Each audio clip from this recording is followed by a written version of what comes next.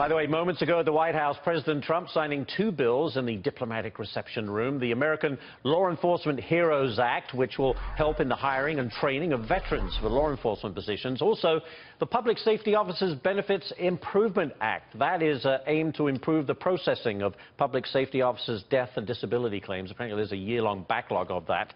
All of this comes as Russian President Vladimir Putin weighs in on the hacking of the U.S. election. The FBI Special Counsel deciding to expand the investigation of General Michael Flynn. And oh yes, there's the appeal of the Muslim travel ban by the Trump administration to the U.S. Supreme Court. What are we going to talk about? We've got lots, haven't we? Let's bring in Fox News strategic analyst, Lieutenant Colonel Ralph Peters. Colonel, let me get straight to Vladimir Putin, who made the comment at an economic forum, and I'm sure you saw this. He said that patriotic hackers may have meddled in the U.S. election, but none of those activities were state-backed. Is there anything that happens or comes out of Russia that's not state-backed? I mean, who's he kidding? Well, Vladimir Putin is having the time of his life. And yesterday, and again today, he's twisting the knife. Now, all the U.S. intelligence agencies agree that it was the Russian government that did the hacking, trying to influence the campaign. I mean, to not believe that at this point, you've got to be a wood stump.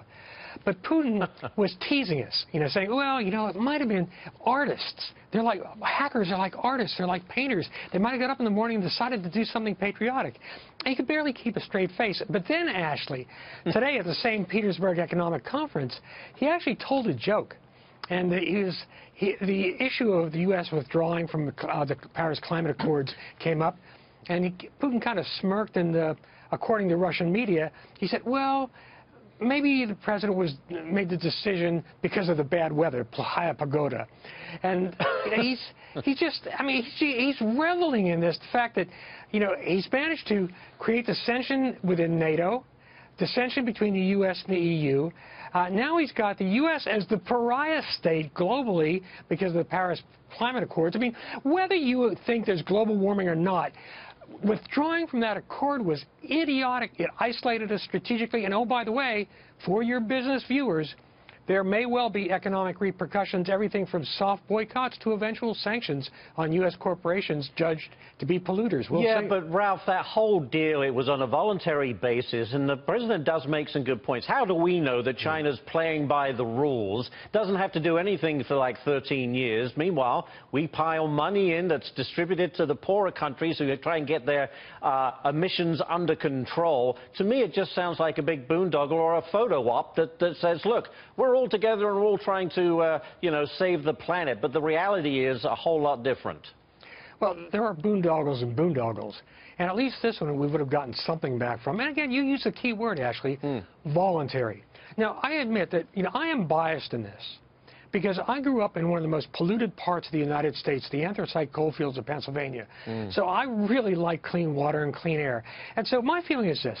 Instead of arguing, we're not scientists. We don't know. So instead of arguing, oh, is there climate change? Isn't there climate change?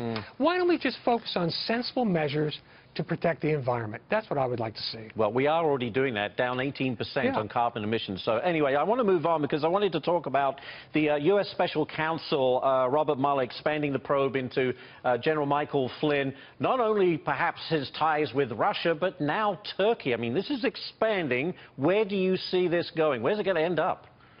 Well, it's going to end up in court for a number of people, probably Mike Flynn, who I've known since '85.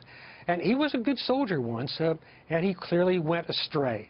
And you can't, with Robert Mueller, the special counsel, tucking the Turkey investigation into the Russia investigation, that only makes sense. You can't separate these complex behaviors. But I think also what the special counsel will be looking for is who really knows and who is scared and who wants a plea deal. Now, Mike Flynn already asked Congress for immunity, didn't get it, which was wise on the part of Congress. So I think two things. One, there's no getting around it. This is a serious issue. Russian penetration of a campaign, possible Russian influence on a presidential administration. We'll see. But the other thing is, I keep hearing people saying, well, there are no charges yet. No, there aren't, because the FBI and Treasury agents don't work that way. They build cases slowly. It can take years. But when the charges come, they are ironclad. So I'd say this to all Americans, left to right. let's take the politics out of it, and let's let Robert Mueller, a trustworthy, decent man, do his job. Very quickly, Ralph, I literally got like 20 seconds. You've known, you say, Mike Flynn for what? I'm trying to do the math. 32 years. Yeah. A long time. Was he just simply naive in what he did, allegedly did, I should say? Well, you know, that's something I can't answer with full confidence, because over the years I haven't known Mike intimately. I just saw him now and then. Yeah. But my gut feeling as a former intelligence officer is Mike knew what he was doing. All right, we'll have to leave it right there. Lieutenant Colonel Ralph Peters, as always, great stuff. Thanks for joining us. Thank you, Ashley.